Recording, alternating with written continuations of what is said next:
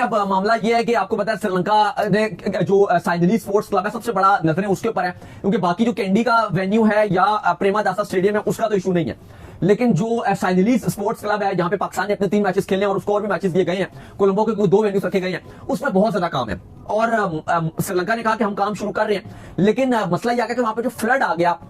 तो वो बड़ा रोला बन गया। श्रीलंकन क्रिकेट बोर्ड ने ऑलरेडी जो उनकी हुकूमत है उनको 300 मिलियन यानी कि 30 करोड़ श्रीलंकन रुपीस में डोनेट भी किया, लेकिन थोड़ा सा जो आप कह सकते हो कि जो तैयारियां वर्ल्ड कप की उसमें खलल डाल दिया। जो सैलाब का जो बारिशें रही श्रीलंका में, तबाही बहुत मचाई, 200 से ज्यादा जानी नुकसान हुआ। पाकिस्तान ने भी अपने फ्लड रिलीफ जो आप कह लो कि डिफरेंट अपने जहाज वगैरह भी भेजे थे वहां पे रिलीफ के लिए, वो भी काफी मामला थे, तो बाकी दुनिया भर में भी वहां पर काफी हेल्प की, लेकिन श्रीलंका अब उसकी वजह से रुकावट बन रही है उनकी वर्ल्ड कप की तैयारियों में। लेकिन जब आईसीसी के हवाले से जो अपडेट आई है वो ये है कि आईसीसी लगातार श्रीलंकन क्रिकेट बोर्ड के साथ राब्ते में है और श्रीलंकन क्रिकेट बोर्ड कह रहा है कि हम पूरी तरीके से जो वर्ल्ड कप के तकरीबन 3 हफ्ते पहले हम आपको तमाम जो वेन्यूज है वो हम आईसीसी के हवाले कर देंगे, और 2 हफ्ते की वैसे डेडलाइन रहती है, लेकिन श्रीलंका कह रहा है कि हम आपको 3 हफ्ते पहले सारे दे देंगे। प्रेमादासा स्टेडियम कोलंबो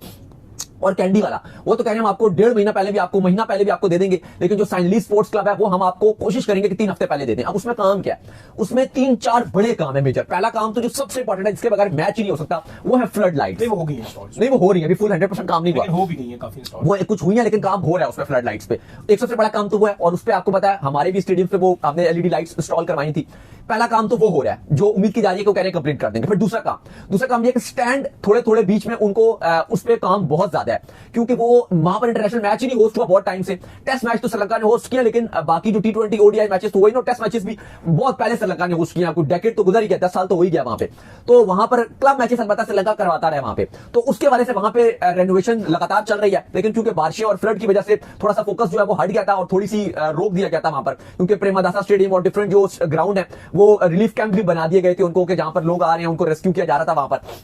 क्योंकि बहुत सारे लोग लापता भी हो गए थे। तो श्रीलंकन क्रिकेट बोर्ड की तरफ से यही लामिया आज का कि हम जो हमारे पास डेडलाइन है हम उसमें अपने स्टेडियम तैयार कर लेंगे। अब मसला यह है नली साहब कि अगर यहां पर दिक्कत आती है और अगर ये तैयारी नहीं कर पाते तो वहां पर इंडिया ऐसे ऐसे करके खड़ा है कि भाई अगर